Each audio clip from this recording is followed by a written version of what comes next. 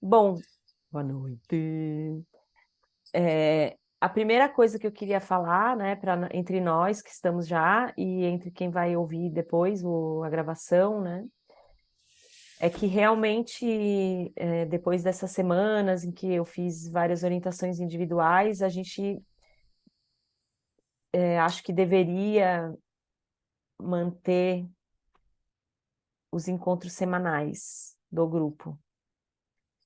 Inclusive porque daí, quando a pessoa tem que faltar, não fica faltando tanto, porque se a gente se encontra até 3 semanas, em cada 3 semanas, ou alguns eu estou encontrando a cada 2 meses, às vezes a pessoa vai muito longe, tendo cometido um desvio pequeno, porque passou muito tempo, né? Tu pensa num manche de um navio, né? Tu vira só um pouquinho, se tu logo percebe que a rota tá esquisita, é fácil de corrigir, né?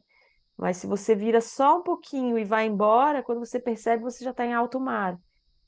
Então, isso aconteceu não só, né, com a DM, que aconteceu, que a gente falou sobre isso ontem, mas com outras pessoas, né?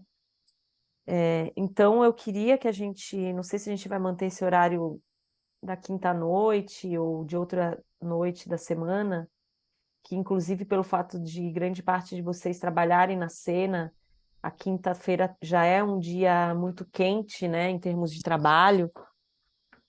A gente pode trocar para terça, por exemplo, né, e fazer semanal mesmo. Continuar com esse modelo de ter a leitura comum. Vem, Nanquim. Vem, Nanquim. É para entrar ou é para sair, Chuco? Nada, é para aborrecer eu, né? Então tá, tchau.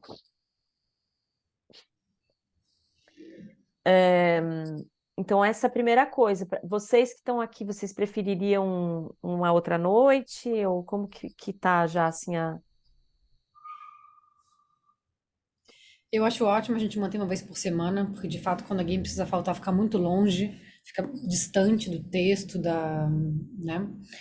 E também acho uma boa ideia mudar para terça-feira ou quarta. E aí ver o que a maioria prefere, porque quinta-feira às vezes pega temporada, ou já pega viagem, né? Exatamente. Concertos, show, né? Mesmo o pessoal que trabalha na produção, em produção, né? Acho Tá, que terça ou quarta, deixar a opção no grupo, para a maioria boa. bater o martelo. Acho que seria uma boa. Tá. E, e então, assim, a minha ideia essa noite é a gente conseguir concluir a parte 3, tá? Para que em janeiro eu não tenho férias, eu não vou tirar férias em janeiro, então eu queria continuar em janeiro, né? Eu sei que todo mundo tem viagem, mas enfim, eu acho que a minha ideia era a gente conseguir terminar esse livro logo, e a gente já está chegando no último bloco, né? Esse trecho 3 que eu queria terminar hoje, os dois capítulos próximos, ele ainda gira muito em torno da questão da língua, né? Do vernacular. Tem algumas coisas que eu acho que a gente pode discutir juntas. E ele chega num último capítulo que aí ele faz uma super abertura poética antes de entrar no próximo bloco, que é onde ele vai partir para as proposições mesmo. Então, essa última parte, eu acho que a gente pode ler alguns trechos maiores juntas, mas esses dois iniciais, eu queria que a gente fosse um pouco mais ágil. Por isso que eu pedi para que a gente não lesse eles continuamente, né? A gente leu até. Qual foi o ponto que a gente parou? Foi ainda no 1, né? Antes do construir a torre. Foi.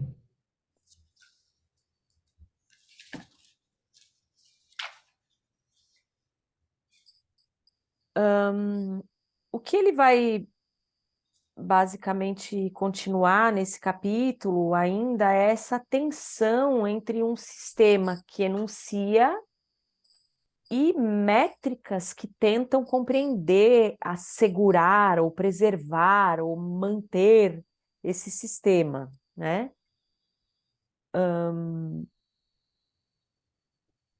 ainda é muito parecido com tudo aquilo que a gente discutiu já nas últimas 2 semanas em relação ao quanto a gente corrige, o quanto a gente coloca de novo dentro de um formato, né? E ele faz essa indagação, né? Quando ele diz ditar e decretar, a gente chegou até o ditar e decretar, né?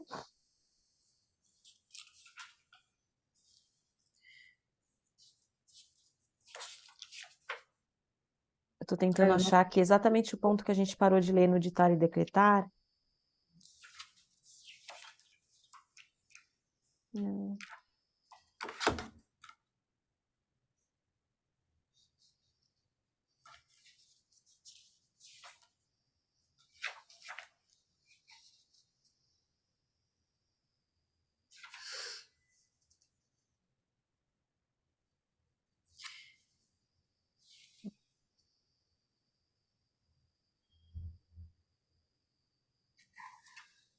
Tá. Eu acho que a gente parou um pouco depois ali onde ele faz uso desse termo caos mundo, né?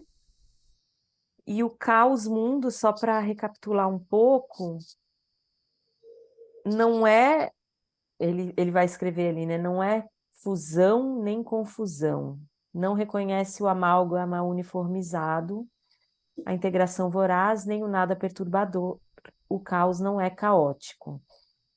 O que ele está chamando de caos mundo seria todas essas propulsões que são disformes e que a gente não tem a capacidade de ordenar através de nenhum sistema de análise que seja externo à própria propulsão que ele enuncia.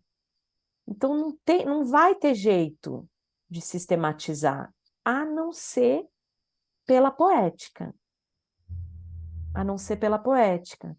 Então tem um momento em que ele escreve: nem a fonética, nem a etimologia, por mais que tentem ser precisas, minuciosas, alcançar aspectos formalistas muito detalhados, sempre vai sobrar uma parte que é a poética, que é o jeito de narrar, o modo como as pessoas escolhem ou não narrar. Ele está falando da língua, né? Uhum. Acho que a gente parou bem aí, quando você deu o exemplo do barroco, né? Que é logo em seguida onde ele vai entrar. Sim, ele usa, né? Ele recorre a esse sistema do barroco, que o barroco para ele é essa mola que volta para dentro e para fora. A gente falou disso também já algumas semanas atrás, né? Então todos os barrocos sucedem os classicismos, né? Ele tem essa Parou aí. esperança de que sempre há uma espiral que consegue escapar às ordens lineares, né? Barroco sucedem classicismos, é isso.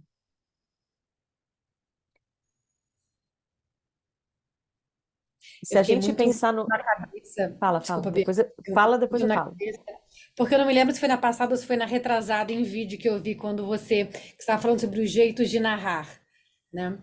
E aí você trouxe como exemplo o romance do que foi do Jabuti ano passado, 2021. Sim, o Torturado.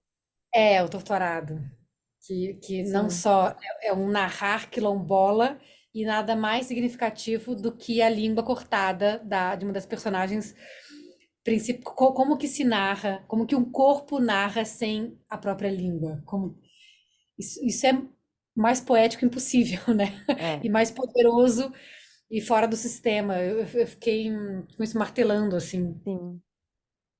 Agora, quando você voltou a falar do jeito de narrar, E mesmo, né, se a gente pensar no Gaga, que eu estava lendo bastante o trabalho da Demi esses últimos dias, mesmo, tudo bem, é sobre a fluidez, né, mas é uma sistematização. Então a gente poderia ter uma crítica de que, então agora todo mundo se mexe assim, né?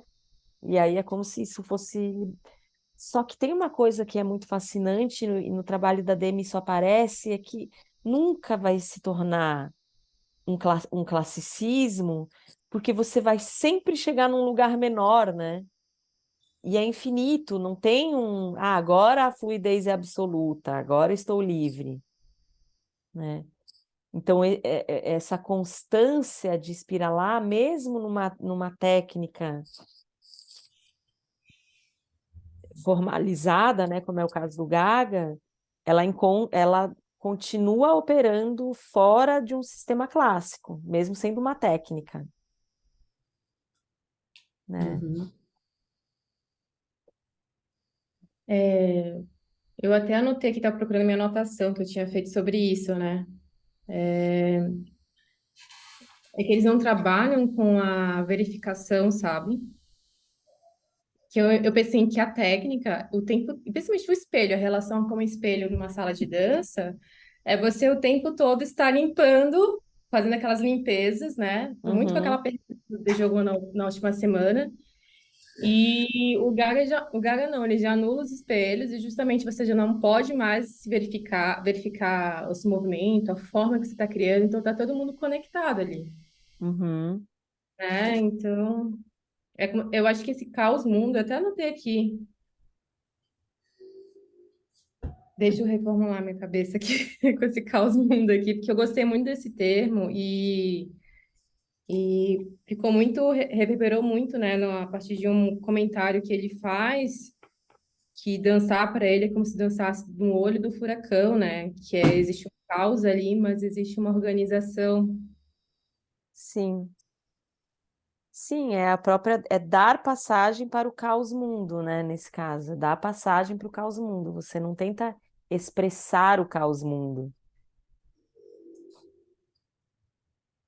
mas sim dar passagem mesmo, né? Ele fala, o caos mundo só é desordem diante da suposição de uma ordem, um pouquinho antes do que eu li, que a poética não pretende revelar a qualquer custo. A poética não pretende revelar. Percebe que isso também é um maneirismo nosso, né? Ai, a minha arte vai mostrar, vai revelar uma coisa, porque eu percebo, e aí as pessoas vão perceber algo através da minha arte, né? Não Hum. tem essa fala? A poética não pretende revelar. A poética não é ciência para revelar nada. A poética dá passagem, mobiliza, propulsiona, mas em relação a qual sua ambição é a de preservar-lhe o impulso, preservar o impulso, e não revelar, não explicar, não tornar visível o invisível, como o pessoal gosta de falar. A E estética.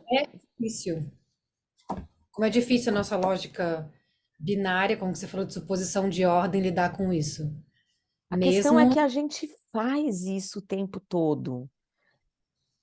Por isso que eu digo que é um problema da pedagogia da criação. Quando a gente começa a pedagogizar o processo de criação, a gente tende a obedecer certas normativas e sistematizações que não dão conta e não deveriam se preocupar em dar conta de preservar esse impulso que é a ordem poética. E aí acontece o que a gente vê tanto, que são obras bem feitas, com boas intenções, mas que obedecem a um sistema de operação clássico e careta, né? e muitas vezes porque estão comprometidas em revelar algo. Então, elas querem tanto Exatamente. revelar algo, e é um algo uníssono, que jamais vai ser capturado e mediado por uma plateia, por, né, por alguém receptor, e aí entra nessa lógica. Eu, com esse caos mundo também, fiquei muito. Você fez uma pergunta na semana passada sobre as nossas práticas Sim. e como a gente lidava com isso, né? Então, também tenho pensado muito. Eu, nesse último trabalho de criação, eu usei muito essa senhora que você tinha até comentado do Eu levei essa bichinha aqui para a viagem e vai ser um sonhário coletivo que guiou esse processo de criação. E aí, Mas, durante um mês antes de eu chegar, né, com esse grupo que eu ia trabalhar, eu fui pedindo para eles irem criando sonhários, né? E acordou, vai escrevendo, enfim. mas, A forma, eu tenho tudo registrado. A forma como cada pessoa foi contando dos sonhos e como elas queriam organizar os sonhos. Gente, não dá para organizar. Existe um caos aí que já é a potência do. Mas a forma como cada pessoa às vezes queria encontrar o sentido para ancorar, para ter certeza do que estava falando. Enfim, eu tô agora tentando me afastar do processo para poder sentar o rabo e escrever sobre. Mas tudo que a gente vem discutindo aqui nesses últimos capítulos, eu tô associando muito isso, porque aí pega o que os Yanomamis entendem pelos sonhos, que já é muito diferente do que a gente entende, sim. para como trazer isso num processo de criação sem obedecer norma. Mas é muito difícil. E aí parece que a gente tá entrando num papo que é de bicho grilo o tempo inteiro, né? Mas não é. Não, e eu tenho muita dificuldade, porque eu sou ascética, eu sou uma pessoa muito cética. Mas até eu já me vejo assim, falei, não pode ser. Mas isso, eu vou aproveitar essa tua fala. Isso também é fruto da nossa organização, de binômios, né? Por isso que quando você não é materialista, então é metafísico, né? Uhum. Quando você sai desse lugar da ordem, da clareza, né? Da transparência, parece então que é bicho grilo, que é viagem, que é transcendental, né? Agora, se a gente consegue dar o pulo do gato, que é desfazer do conceito de humano, Uhum. e isso é o difícil, porque se a gente, quando a gente consegue fazer isso, a gente não precisa mais do transcendental. Eu vou explicar por que que eu cheguei nesse comentário a partir da tua fala, né? Eu estava pensando, tenho matutado, formulado, que eu estou escrevendo sobre a percepção não sensorial, non-sensual perception, que é um conceito do Whitehead. E na discussão com o Baio, que aconteceu na semana passada, esse termo entrou na discussão.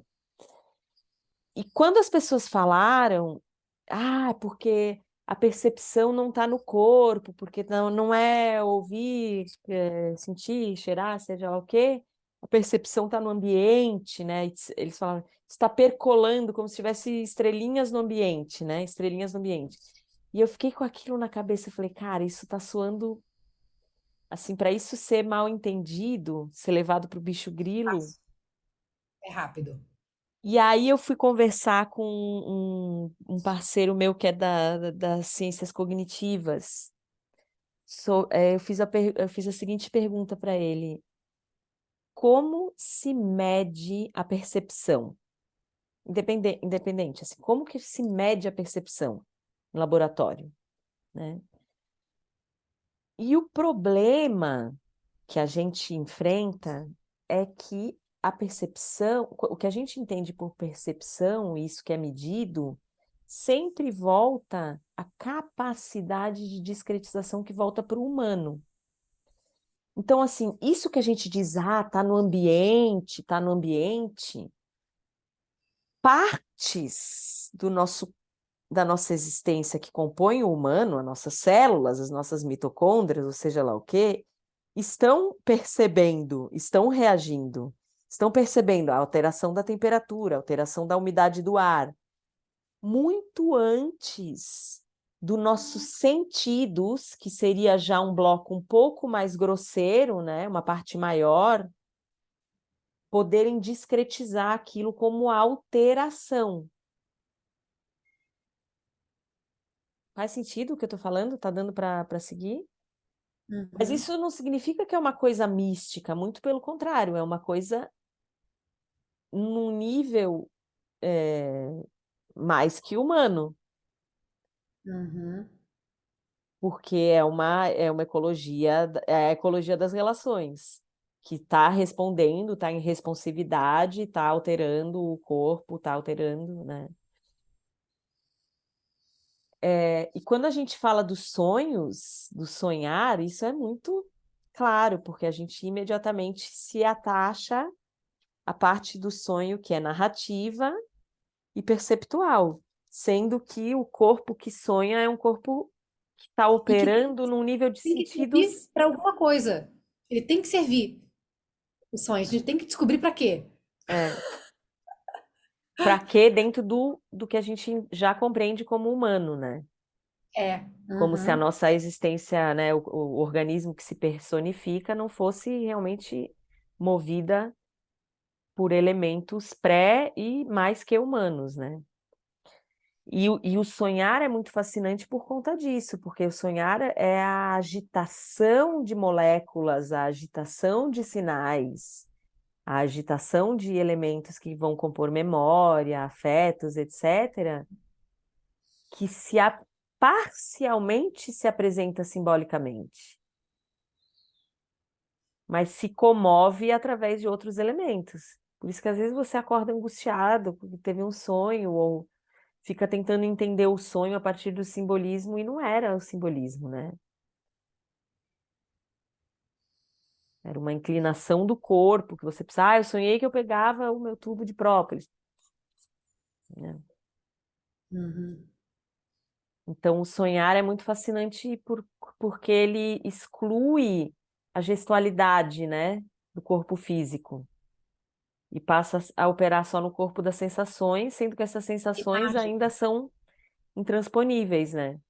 Imagem Uhum. no sentido deleuziano, né? Assim, imagem sensação, né? Porque não é só imagem, né? Uhum. Inclusive, isso é uma das pesquisas interessantes do sonho, que se dizia, a gente não sente cheiro quando sonha, né? Que é uma das pesquisas Não, isso é estudo mesmo de psicologia. Só que a parte do cheiro do cérebro tá ativada. Então você não sente o cheiro, mas a parte de distribuição de cheiro ela tá ativada. Então é um exemplo perfeito disso que eu dei. Você sente, mas você não chegou a sentir, não chegou no sentido, mas você sentiu.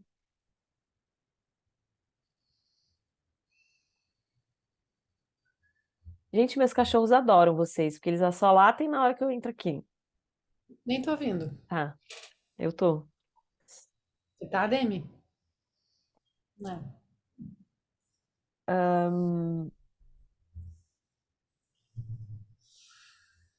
Bom, viajamos, né? Não, é isso mesmo. É isso mesmo. Ele vai seguir, né, nesse drama ele mesmo chama, né, o drama humano que acontece quando começa a ter essas variações linguísticas, né? E ele vai chegar numa parte em que ele faz uma classificação que talvez seja. Bom, primeiro ele vai falar da questão do decreto, né? Os decretos normativos, que isso talvez seja interessante também da gente pensar, né?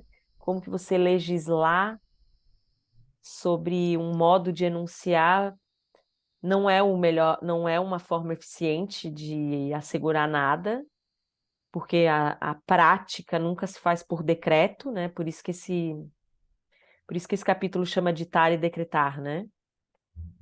É uma crítica ao ditar e decretar. E o ditar que ele critica é o ditar do ditado mesmo, né? Você pegar uma língua que é esse organismo tão vivo, tão sutil, e diminuir ela ao aspecto mais esquelético e duro, que é o ditado, né? Então, todo mundo, você vai aprender uma língua pelo ditado, né? Ele faz essa crítica um pouquinho mais para frente. Inclusive transformando isso em competição, né? Você não ditou certo, quem que faz como que se chama aquelas competições de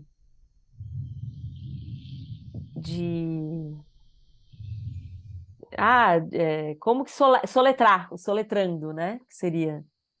O soletrando é o exemplo que ele vai dar, né? Essas competições de soletrar e esse ditado como uma técnica terrível de medir o quão uma pessoa é mais ou menos hábil em uma língua, a capacidade de soletrar.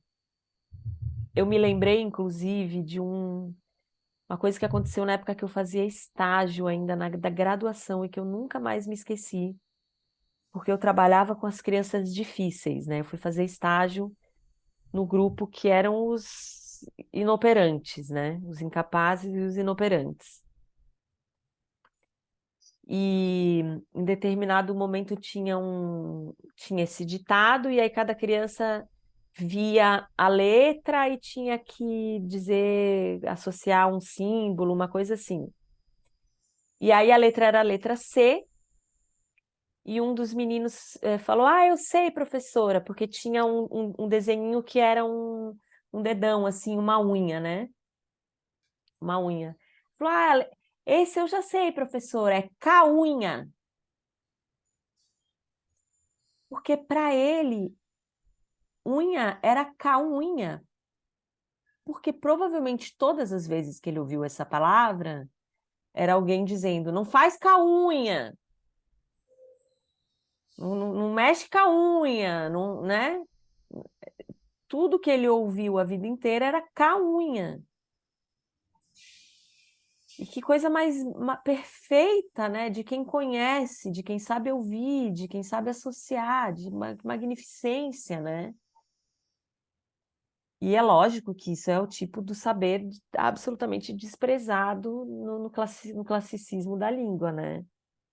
Aquilo ali era o K-unha, né? Então, unha é K-unha.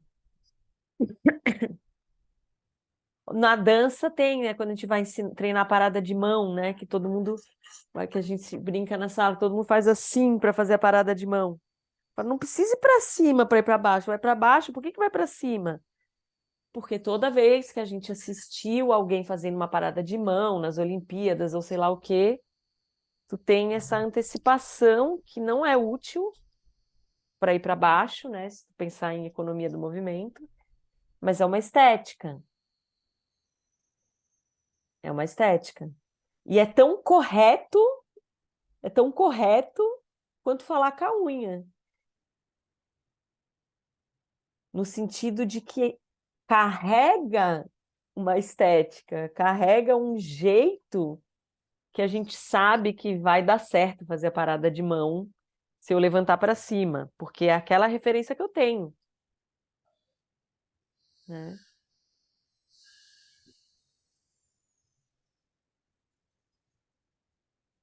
Então ele faz essa crítica ao ditar e ao decreto, né, nesse capítulo, ao decreto como esses modos de legislar que impediriam, né, alguma transformação inadequada ou indesejada de ser considerada plausível, né, de ser considerada com valor dentro de um modo de enunciação, tá? Deixa eu ver o que mais.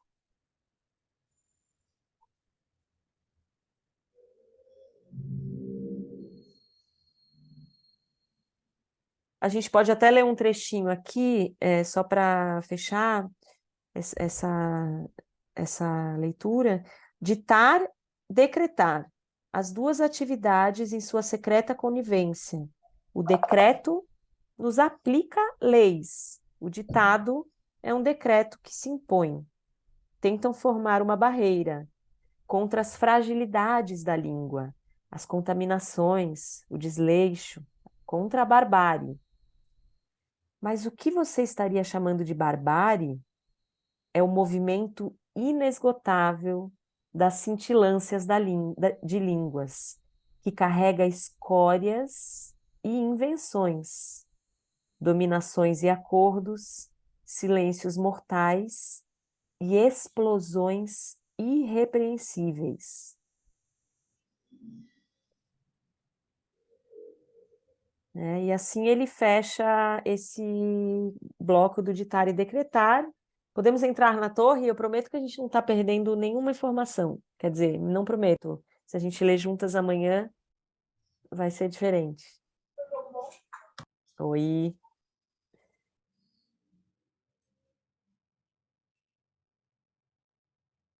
O construir a torre, que é o capítulo seguinte, é uma alusão à Torre de Babel, né? E um, um reconhecimento, né, do problema tanto das traduções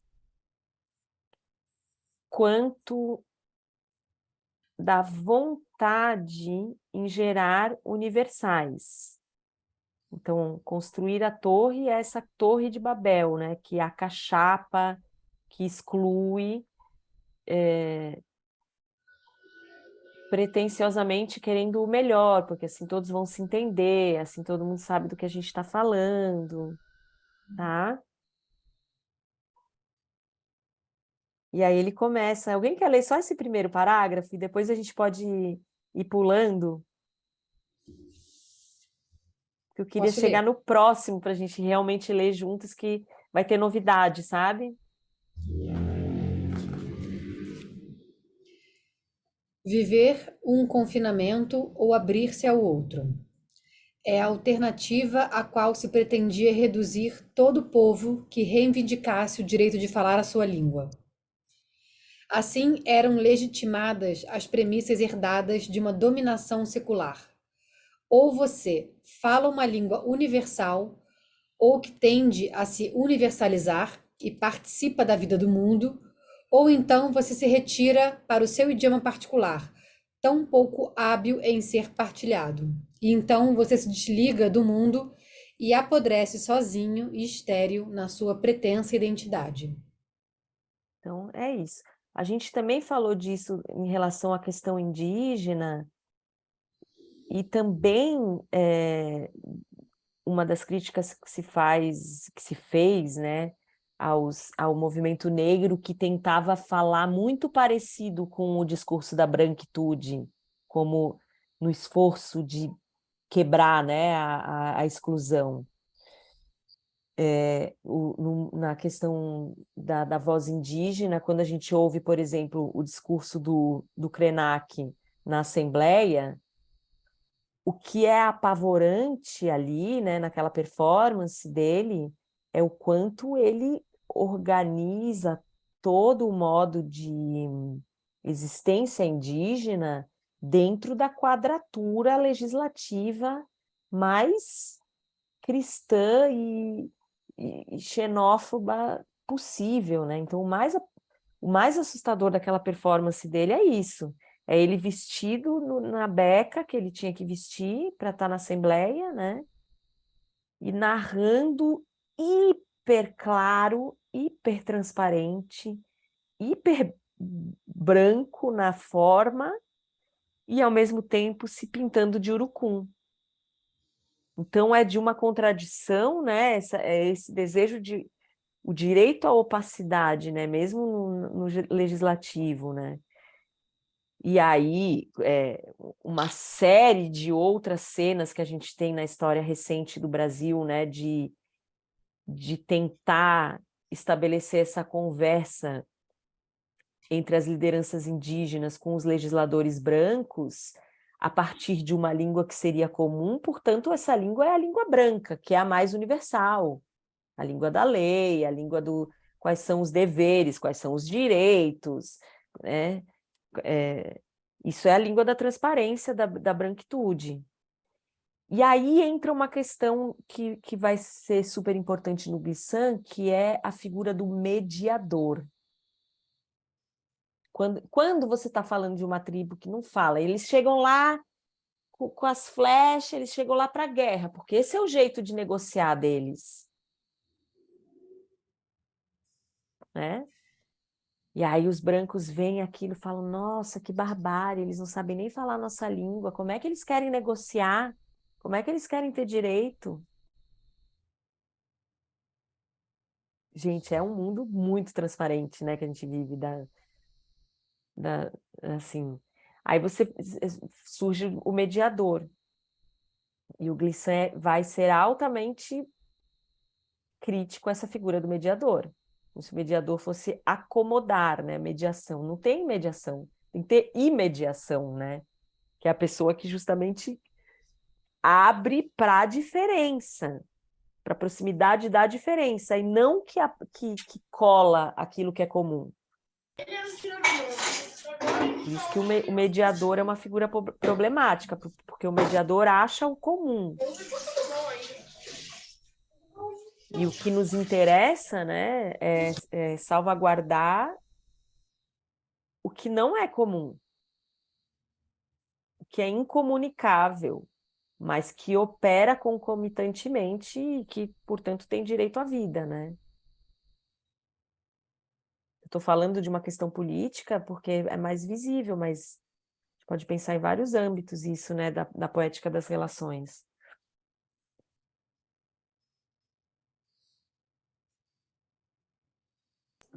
Mas, Bi, uma dúvida. A gente poderia. Que exemplo você daria de mediador hoje, na nossa realidade, no nosso contexto?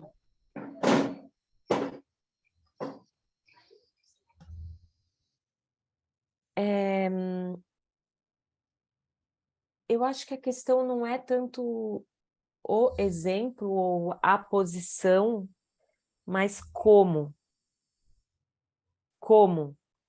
Porque alguns de nós mais, outros menos, a gente sempre opera nesse lugar de intersectar, né? Seja no conselho de professores, por exemplo, você está mediando, ou quando você vai ter uma conversa com uma família, né? A gente tem encontro com os pais. Você está mediando, né? De certa forma, uma relação entre dois universos, né? Que é o universo da criança em sala de aula, com o universo de adultos provedores em casa. E teve uma colega minha que... Porque esse papel de mediador, ele é uma profissão, né? É uma profissão que existe em muitas áreas. Serviço social, nas ciências sociais, no judiciário, na própria escola, né? No sistema carcerário, enfim. E alguns sistemas, eles não aceitam o mediador, né? Eu ia pensar, talvez, no sistema hospitalar, deve ter gente tentando fazer isso, né? Operar nesse lugar. As doulas, por exemplo. A doula não é nem a vendedora de procedimento e nem o cliente, né? Então, a doula seria essa mediação dentro do sistema hospitalar. E justamente uma das minhas colegas, ela é mediadora, ela trabalha ela tem esse contrato, ela tem isso registrado na carteira de trabalho, com um grupo de mães, serviço social de mães solteiras, né? Então ela faz esse papel de mediar várias questões burocráticas e de acolhimento. E aí ela estava comentando o quanto, de fato, a parte mais importante do trabalho dela não é a parte em que ela media, é a parte em que ela chega, em que ela arruma a sala, em que ela faz o chá, em que ela sustenta o espaço para o caos. Porque quando a pessoa chega na bancada ali para resolver o problema dela, que ela tem que fazer uma aplicação para o subsídio do Estado, o carinha ali da frente, ele quer resolver ali a parada. Não, preenche aqui, é isso, isso, isso.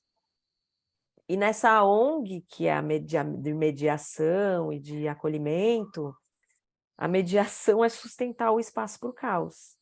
Resolver ali, preencher o formulário, se o caos consegue pulsar e levar os afetos e a poética das relações a se manifestar ou propulsionar, preencher o formulário é menos importante e vai ser muito mais simples, né? Então, eu acho que a gente pode pensar se tem, né, alguém ou se, na verdade, é um jeito de repensar o que a gente faz quando a gente está mediando, quando a gente está traduzindo, por exemplo.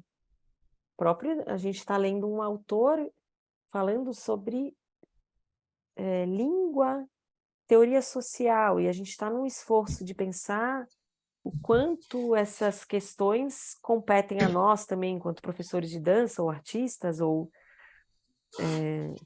estudiosos da performance, né? Eu penso que talvez seja essa a minha resposta por enquanto. Não se pensar como mediador, mas como imediador, né?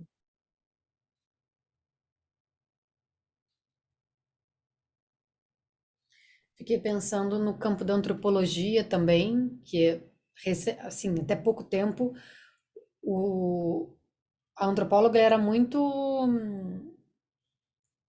acusada se ela fizesse parte daquele grupo que ela estava pesquisando, né? Ela tinha que ter um afastamento para poder Uhum. falar sobre. E de uns anos para cá isso tem trocado, né? E aí eu fico pensando se isso também não tem a ver com essa mediação e imediação. Talvez a gente só consiga perceber a diferença estando no dentro e fora, também fazendo parte, também pertencendo ao grupo de alguma forma, Sim, para descobrir a relação, para descobrir, né? A gente só se relaciona na diferença, justamente para poder validar isso. sim. Na antropologia, a antropologia mesmo é o exemplo mais brutal, né, de equívoco, de tradução e de mediação, porque cai exatamente em todas essas críticas, na prática, de tudo isso que o Glissant critica, que a gente falou hoje só, por exemplo, sobre o que a gente percebe. Poxa, mas o que eu tenho capacidade, mesmo que eu seja super sistemática, quando eu estou num campo, que eu fique bem quietinha no meu canto, coberta por uma toalha preta, e ninguém nem saiba que eu estou ali, digamos assim, não vou interferir. Tudo que eu vou perceber só vai caber dentro de um espectro, de um vocabulário que eu considero sentidos, visão, etc., né?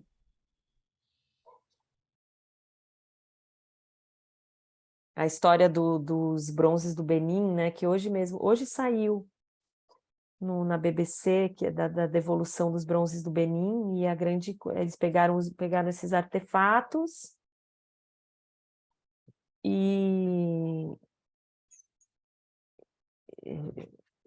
é uma história terrível, que ele foi assassinado, eles assassinaram o líder que estava executando o ritual com os objetos, porque ele se recusou a que o rei participasse da cerimônia. Ele falou, não, mas não é para assistir, não tem nada para assistir. Vou fazer a cerimônia, fica tranquilo, tá tudo certo. Aí eles entraram, assassinaram o xamã e roubaram todos os artefatos e levaram para o museu e ficou. Isso foi agora, no século XVIII já. E ficou em retenção e agora, depois de um monte de negociação, vai ser devolvido. E a questão toda era que não são objetos de contemplação. Então, o tamanho da violência e a crítica que se faz é que não basta só devolver, vocês não estão entendendo. Então, a crítica que tem se feito, tá todo mundo, ai, que bom, parabéns, a Alemanha agora se redimiu, pau no cu dos arianos, porque... Opa, tá gravando, não posso falar assim, gente.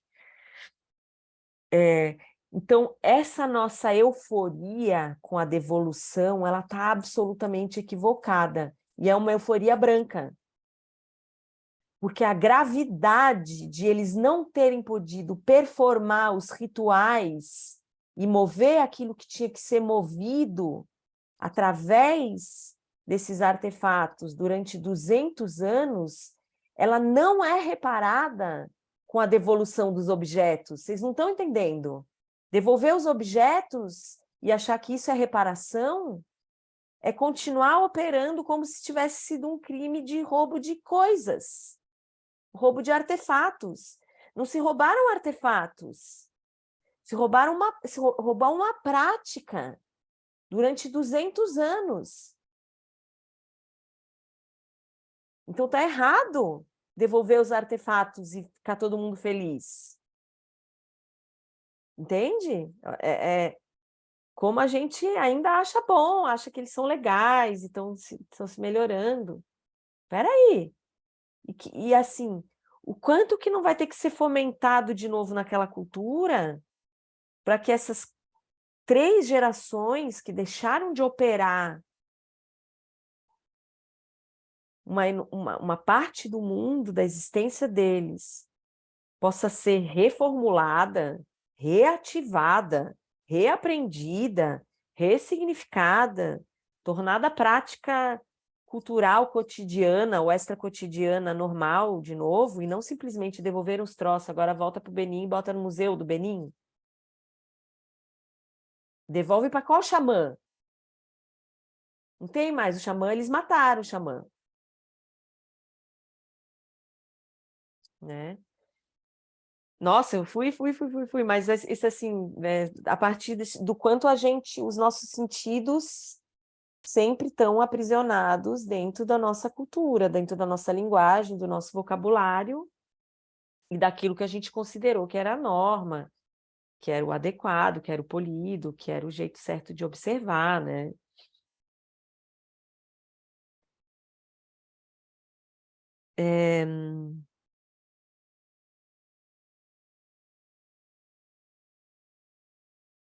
Então, é claro que na antropologia, a primeira parte é aceitar que não existe se é antropologia, né? A importância né, do ser humano.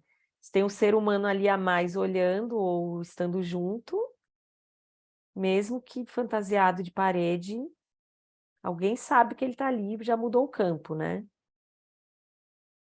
Não só mudou o campo, mas está condicionado às aptidões desse outro ser humano, né? Por isso a importância das autonarrativas, né? Da visibilidade das autonarrativas na construção da identidade nacional também, né? Não é falar sobre a questão indígena, né? Mas cada pedaço da cultura poder estar aparente, né? E opaco também para se preservar. Porque ninguém precisa ficar explicando para ninguém, não é obrigação do xamã ficar justificando que aquele objeto, né, ele tem direito, aquela cultura, ele tem direito à opacidade.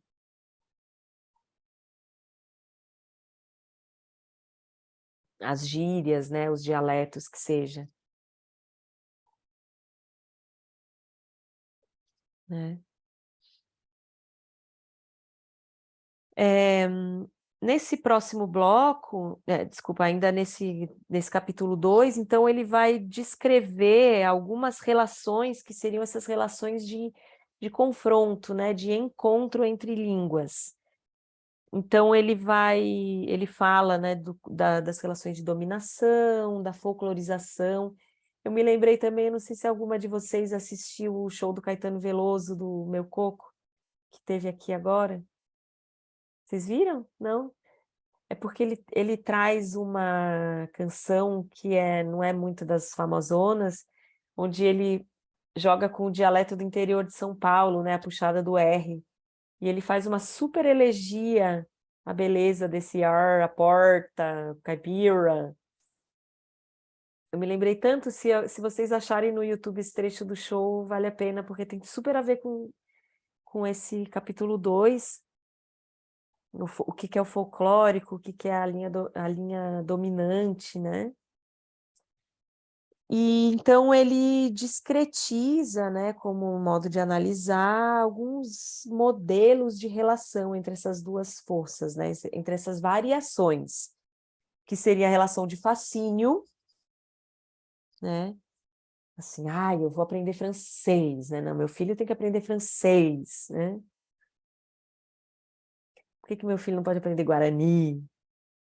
Por que a gente não tem fascínio pelo chinês, por exemplo? Por que não é chique aprender chinês, né?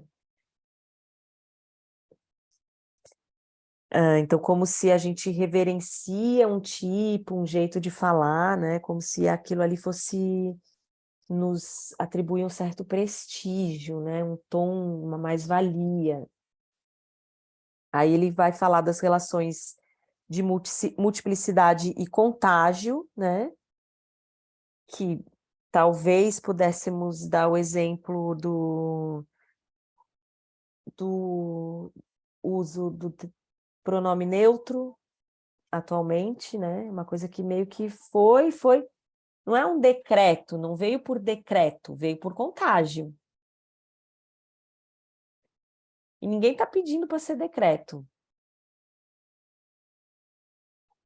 Mas é um negócio que, assim, muitas pessoas pensaram nisso antes, né? Essa conversa existe há muito tempo, desde a década de 20, nos círculos, né? Nos meios, nas variações menores, né? No próprio núcleo, né? Das pessoas não binárias, enfim. Mas foi agora que, de repente, houve uma relação de contágio. Que não tem a ver só com a responsabilidade, com o nosso senso de responsabilidade pela visibilidade, pela sociedade. A gente, de repente, começou a falar. Entendeu ali, mas antes de entender já estava no contágio. Incrível, né? As gírias, os modos, eu também reparo, né? Os modos de tratamento também acontece muito por contágio. De repente, ai, ô Flor! De repente todo mundo se chama de Flor. De repente o Flor desaparece. Né? O bicho! Antes era o bicho, aí de repente o bicho desaparece. São modos de contágio, né?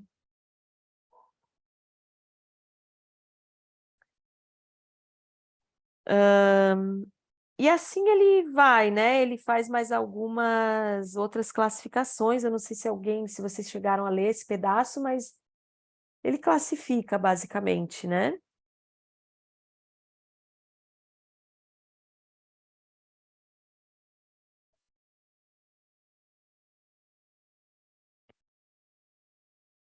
Acho que tu ficou muda. Fiquei. Desculpa. Ficou de novo muda. Agora vai. Agora vai. Vai. Relacionando com o que tu falou, Bianca, das mais-valias e o que a gente vem reverenciando. Por acaso, hoje só as meninas da dança estão aqui na grupa, né, meninas? E aí, as interessadas nos corpos, em movimento. E o quanto a gente, de uns anos para cá, tem reverenciado as técnicas somáticas. E BMC, e Boni, e Klein Technique, cada vez mais. E eu não sei se tu tava, Roberta, numa aula que foi do Vicente Concílio, é Concílio o sobrenome dele? Em que ele convidou o Vitor de Oliveira, se eu não me engano, da aula na Paraíba, né? E o cara, ele teceu críticas assim que eu achei fenomenais ao como a gente, com o nosso pensamento branco, tá pagando pau para isso, né? Ele falou, cara, eu fui criado na favela da Maré, eu não vou ter mais percepção do meu corpo em silêncio. Eu fui criado no barulho. É no barulho que eu sinto meu corpo pulsar, que eu sinto o meu corpo vibrar, que eu sinto percepção. Esse é o meu lugar de conforto. Não é no apagar das luzes, no silêncio, na escuta. Eu achei aquilo sensacional, porque eu jamais Faz tive tempo. quanto tempo que eu falo isso? Vocês são tudo nova comigo, mas eu falo isso há 7 anos. Tenho uma Eu sou. preguiça. Nossa, eu não consigo. Eu medito em movimento. Porque é a forma como eu medito. Eu não consigo meditar parada. Eu não funciono na pausa, sinto muito. E eu sempre fui muito massacrada em aulas de. Nossa, o quanto você não consegue sossegar, Patrícia, o quanto você não. Como se fosse menos. Não, porque hoje em dia é tudo tão. As informações, o mundo líquido, e temos que aprender a pausar. Caralho! Cara, Sim, até que sim. enfim. Verdade. Até que enfim alguém lançou essa. E é importante a gente Muito pensar nas narrativas que importante. a gente tem validado o tempo inteiro. E, Exatamente. de novo, Não, são as e narrativas. assim, e eu acho que exatamente esse é o problema de achar que esse é um caminho de se conhecer mais, de se conhecer melhor, de achar algo mais Único. secreto, né? Dessa, Primeiro, Primeiro lugar que eu tenho direito à opacidade do meu silêncio, nem não preciso revelar aquilo como se aquilo precisasse revelar, nem para mim, né? Nem para mim mesma, né? Eu sou ao contrário, eu sou super lenta. É por isso que eu detesto essas práticas em geral, porque para mim eu já acho muito rápido e eles ficam me mandando sentir uma coisa e eu tô assim, ó, no outro.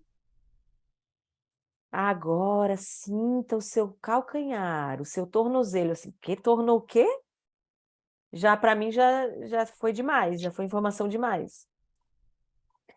Então, claro, eu acho muito problemático, por isso que a gente trabalhou nos últimos 2 anos na graduação, meu projeto de pesquisa era esquizossomáticas, que é uma alternativa, um outro jeito de pensar autoconhecimento, ou healing, né, curanderia, conhecimento de si, sem ser pelo soma, né, por essa até meio narcisista, né? Como se tudo tivesse contido dentro de si, né? Então, com certeza é um contágio. Isso acontece na academia direto, né? Teve um período que era semiótica, ai, todo mundo é semiótica. A mesma, isso são a fenomenologia. Ah, isso também é a filiação, contágio um pouco, né? Ou essas palavras, né, que vão vindo, que eu brinquei, né? Ah, desterritorialização, de repente todo mundo é desterritorialização, eu já não aguentava mais, né? Agora é potência, né? A palavra da moda é potência. Potência, Todo mundo não fala potência coloquem, agora. vocês já sabem, não coloquem. Potência já tá velha. Potência já tá velha, já tem umas 2 levas de orientando que eu já proibi potência. Não, tô brincando, pode usar, tá, gente? Pode tudo. Pode tudo. Tem um ponto aqui que ele também que ele discretiza, que são as relações de subversão, que é o combinado, que, que são os combinados. Então, você faz uma subversão na linguagem, mas todo mundo combinou ali que é justamente para fazer um novo uso, né? Um novo uso da língua como modo de afirmação pela subversão, de propósito mesmo, por uma pequena comunidade.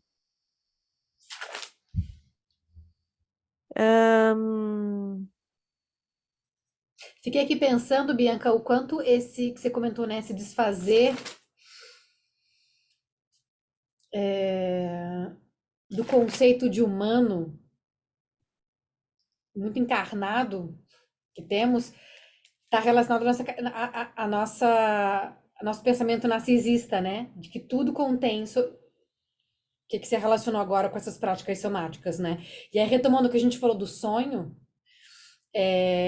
o que a gente aprende na psicanálise, que é muito cool, a psicanálise, que eu particularmente adoro, mas também critico, é que o nosso sonho é sobre a gente, é sobre cada uma de nós, é sobre aprender sobre si, é sobre É. que também é super humanizado.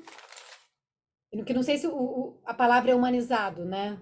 Mas Não, é antropocentrado, né? Antropocentrado. É claro que, só para também fazer um pouco uma reverência, né, a todos esses sistemas, inclusive a psicanálise, que tem como objetivo, de certa forma, amenizar o sofrimento, né?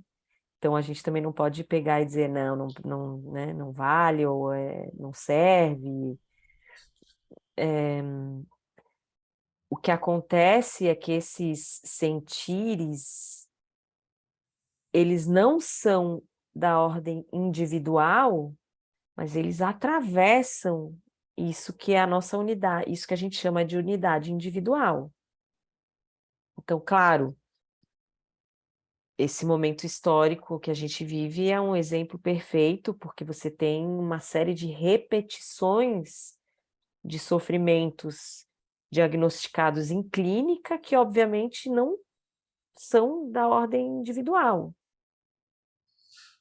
Eles são uma onda uma onda sociopolítica, sociohistórica, mas que fere a carne, né? Traumatiza essa pulsão e essa capacidade de vibrar enquanto organismo que a gente potencialmente tem, porque somos mais que humanos, mas no momento que esses traumas atravessam o organismo, eles traumatizam, eles reduzem, o trauma reduz a capacidade pulsional. Então, o esforço em reduzir o trauma, ele opera na unidade em que ele alcança, certo? Então, tudo bem, eu não vou dar conta de resolver o trauma aqui, até porque eu já perdi a magia, eu matei o xamã, né? Os objetos estão lá no museu, que as sociedades que mantêm esses rituais, eles pegam esses traumas que são sofrimentos coletivos e tentam formular num nível que é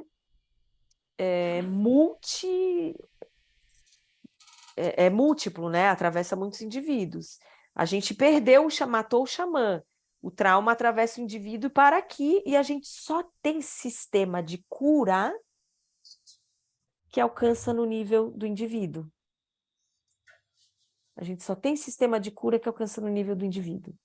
Eu vou curar então o indivíduo, porque meu sistema só alcança o indivíduo. E essa outra parte ficou aprisionada em legislação e decreto. E a poética? E a poética que está aqui também? A gente perdeu o sistema de cura. Perdeu o respeito ao sistema de cura. Não é que a gente perdeu o sistema de cura, porque é isso que o Glissant fala. Os sistemas estão aí. É a poética das relações que estão tentando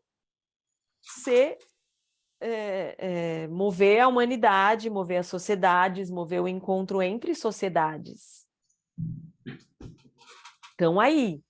Então, a tua tia que diz que fala com as plantas, né? Ou, enfim, todos esses conhecimentos isso que na academia a gente tem chamado, uma parte disso seria o discurso decolonial. O discurso decolonial não é falar sobre o que não é colonial, mas é falar sobre esses discursos, sobre esse bloco que não é só da ordem do indivíduo, porque o indivíduo, o sujeito individual é o caos, né? É o caos da branquitude mesmo. Eu já estou catastrófico, eu estou da esperança absoluta ao caos absoluto. Então, é claro que a psicanálise, a educação somática, sei lá, osteopatia, seja lá o que for, eles vão atuar no corpo. Porque é ali que alcança, né? Agora, uma sala de aula, um processo de ensino, ele é um processo que atua no corpo coletivo. Ainda que a gente seja forçado a botar cada pessoa dentro de um quadrado, dar uma nota para cada um, falar de cada um no conselho de classe, e que cada um carregue o seu lastro, como se cada um fosse um trenzinho no seu desenvolvimento, né? Você vai botando um vagão, um vagão, um vagão, como se o trem fosse seu particular, a jornada fosse sua. A gente sabe que uma sala de aula é uma situação em que a gente tem essa potência de operar, no sentido de operação mesmo,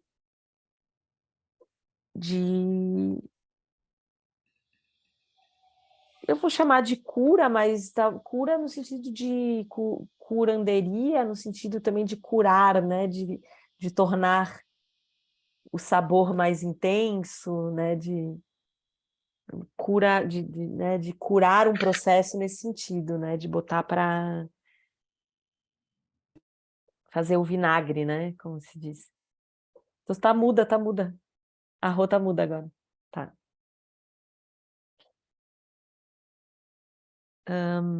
Eita, que já é 8h17.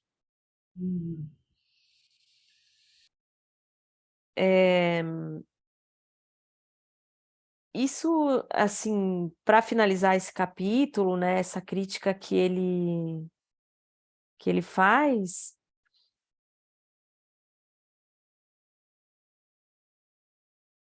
preserva a gente dessa tendência de se homogeneizar, né? De homogeneizar o nosso próprio fazer, de homogeneizar o nosso encontro com o outro, né? Nunca tem uma sala de aula nunca é um processo, né? É tão bonito o desenho que a Demi fez daquele aquele pentagrama que tu faz, né? De cada um, todo mundo ligado, assim, e aquilo ali na verdade, aquilo ali é a tua tese, né?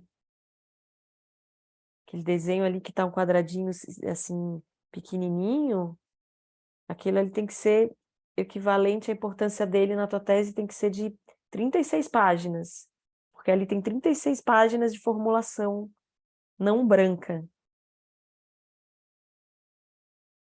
Mostra mais para elas entenderem. É esse? É, Acho que dá pra ver, né? essa é a explicação. Deixa só para eu falar uma coisa. Essa é a explicação da aula Gaga, tá? Ela gastou 20 páginas, mas aí tem 60 páginas escritas.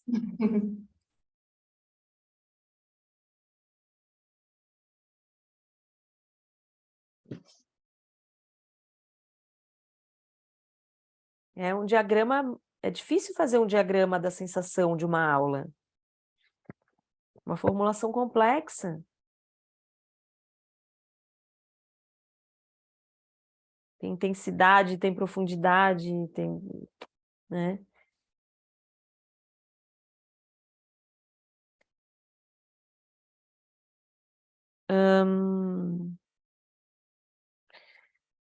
Bem,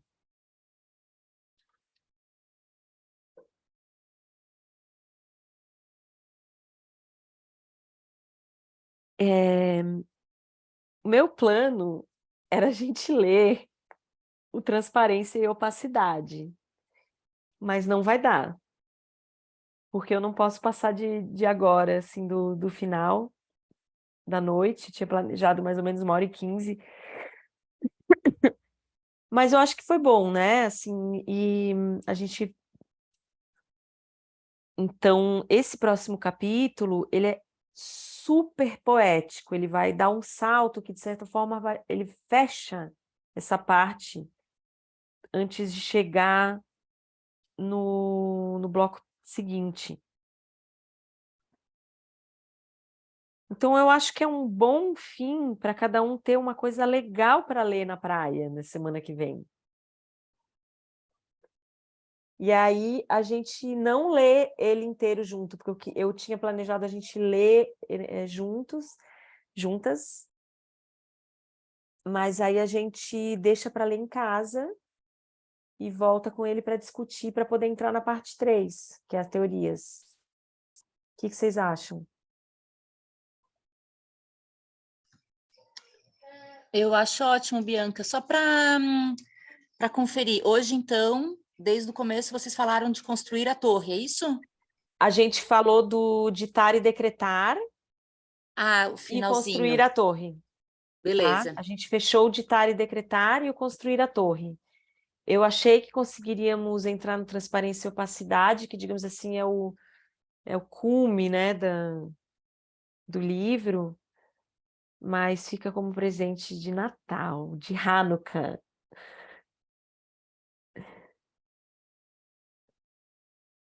E, Bianca, você pretende voltar quando com os nossos encontros? Eu pretendo voltar na primeira semana, galera. Primeira semana, tá? Eu vou postar ali no grupo. Mas assim, dia 7, ali lá pelo dia 7, já deu para todo mundo curar ressaca, né?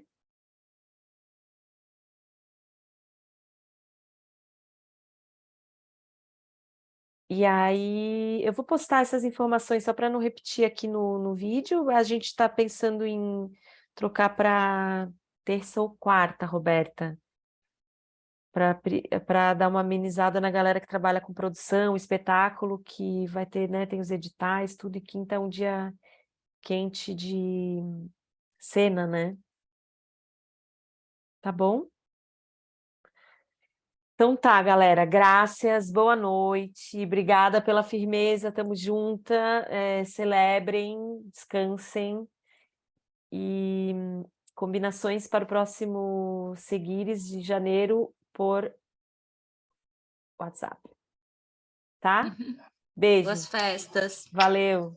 Valeu, Beijinho. grupo. Grupar.